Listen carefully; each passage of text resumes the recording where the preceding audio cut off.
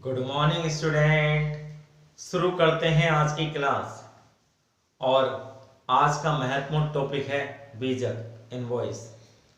तो प्यारे बच्चों, जानते हैं बीजक किसे कहते हैं। सरल और स्पष्ट शब्दों में विक्रेता द्वारा क्रेता को बेचे गए माल के विवरण को बीजक कहते हैं, इनवॉइस कहते हैं। प्यारे बच्चों, जब विक्रेता द्वारा क्रेता को माल बेचा जाता है तो विक्रेता द्वारा माल का विवरण तैयार किया जाता है, जिसमें माल की मात्रा, माल की किस्म, माल की दर, माल का मूल्य, व्यापारिक छूट, विक्रेता द्वारा किए गए खर्चे आदि की जानकारी होती है। इस विवरण को हम बीजक कहते हैं, इनवॉइस कहते हैं।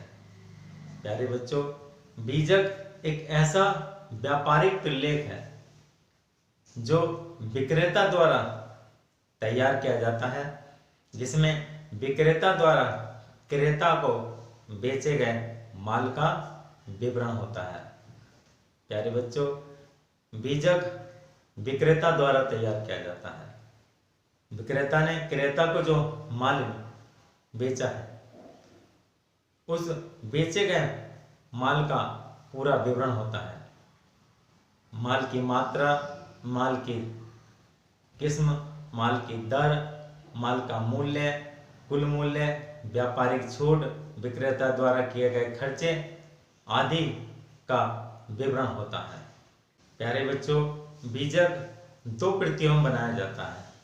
एक मूल प्रति क्रेता को भेज दी जाती है और इसकी जो प्रतिलिपि होती है विक्रेता अपने पास रखता है।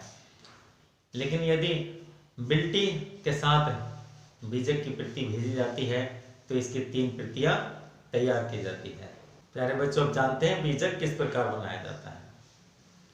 प्यारे बच्चों, बीजक में विक्रेता का नाम, पता, आदेश संख्या, बीजक संख्या, क्रेता का नाम, पता, विक्रेता द्वारा क्रेता को बेचे गए माल की मात्रा, माल की किस्म, माल की दर, माल का मूल्य, व्यापारिक छूट, विक्रेता द्वारा किए गए खर्चे आदि का विवरण लिखा होता है।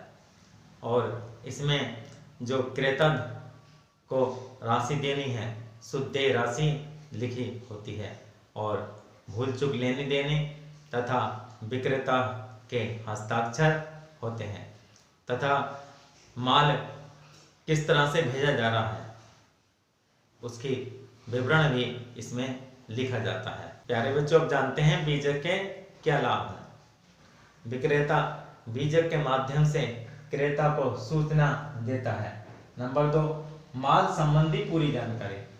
क्रेता को माल के संबंध में पूरी जानकारी बीजक के माध्यम से प्राप्त होती है, क्योंकि बीजक में विक्रेता द्वारा भेजे गए माल की मात्रा, माल की किस्म, माल की दर, माल का मूल्य, व्यापारिक छूट, विक्रेता द्वारा किए गए खर्चे आदि की जानकारी होती है। नंबर 2, माल का मिलान। जो क्रेता को माल प्राप्त हुआ है वो बीजक से मिलान करता है। वो देखता है कि जो बीजक में माल लिखा है उसके अनुसार माल उसे प्राप्त हुआ है या नहीं प्राप्त हुआ है, या उसने जो आदेश विक्रेता को दिया था या क्रेता विक्रेता के बीच जो शर्तें तय हुई थी उन शर्तों के अनुसार माल विक्रेता ने भेजा है या नहीं भेजा है। नंबर 4, भूल सुधार।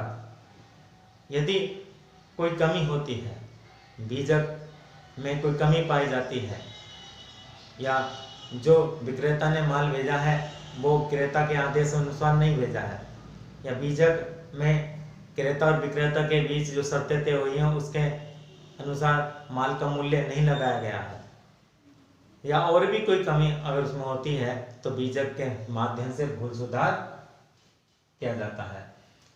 नंबर 5, भुगतान की व्यवस्था। बीजक प्राप्त होने पर क्रेता भुगतान की व्यवस्था करता है। नंबर 6, पुस्तकों में लिखें। क्रेता विक्रेता बीजक के माध्यम से अपनी पुस्तकों में लेखे करते हैं, क्योंकि बीजक एक प्रमाणक का कार्य करता है और इसके आधार पर क्रेता और विक्रेता अपनी पुस्तकों में लेखे करते हैं। बिक्री की व्यवस्था, क्रेता को जब ये जानकारी हो जाती है कि उसे विक्रेता से माल प्राप्त होने वाला है तो वो माल को बेचने की व्यवस्था करता है। कर का निर्धारण, बीजक में माल का मूल्य आदि का विवरण होता है और इसके आधार पर ही कर लगाया जाता है। और आजकल जीएसटी वो माल के मूल्य के आधार पर लगाया जाता है। तो बीजक के माध्यम से कर का निर्धारण होता है। अब जानते हैं बीजक के प्रकार।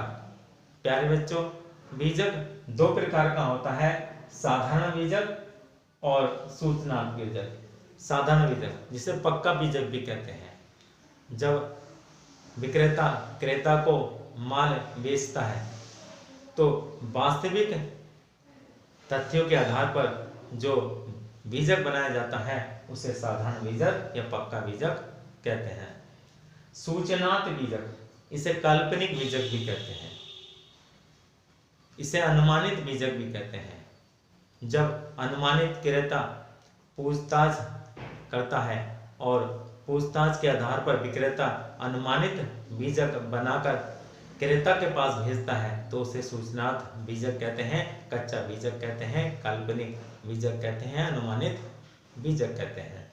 तो प्यारे बच्चों, इस प्रकार आज आपको अच्छी तरह से समझ में आ गया होगा कि बीजक किसे कहते हैं और बीजक के क्या लाभ हैं तथा बीजक कितने प्रकार का होता है। धन्यवाद।